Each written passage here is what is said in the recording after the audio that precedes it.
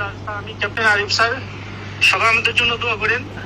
এখানে স্যার 4-5 জন মারা গেছে স্যার, ওয়ান ইজ আইডেন্টিফাইড, আমরা ওকে চিনতে পারছি না স্যার, এবং বেশ কয়েকটা 4-5টা বোমিং হয়েছে স্যার।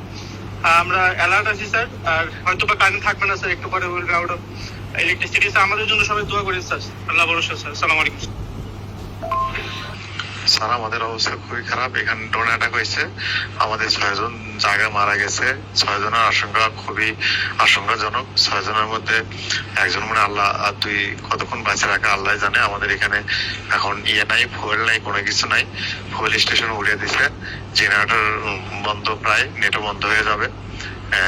যতটুকু তেল জেনারেটরের মধ্যে আছে ওইটুকু শেষ হলেই শেষ, আর কারো যোগাযোগও কিছু হবে না। আমাদের জন্য দোয়া করেন।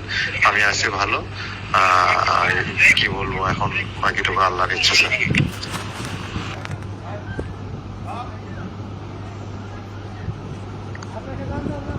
অবস্থা খুব খারাপ। আমি এই ক্যাম্পে আছি, 5 জন অলরেডি মারা গিয়েছে। আমি এই ক্যাম্পে আছি, অবস্থা খুব খারাপ। এই ক্যাম্পে এখন নেটও থাকবে না, কি যে অবস্থা হবে, আমরা বেঁচে থাকতে পারবো কিনা জানি না। যুদ্ধ বিমান দিয়ে আমরা নিরাপদ দূরত্বে আছি স্যার, একটা গাছের নিচে আছি স্যার। ঠিক আছে, চারপাশে খেয়াল রাখো।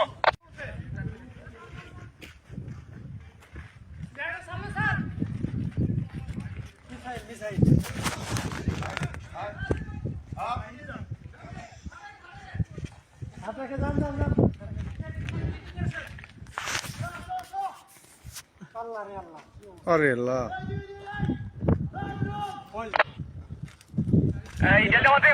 পানির পয়েন্ট ঠিক আছে স্যার? পানির পয়েন্ট আমরা নিরাপদ দূরত্বে আছি স্যার, একটা গাছের নিচে আছি স্যার। ঠিক আছে, চারপাশে খেয়াল রাখো।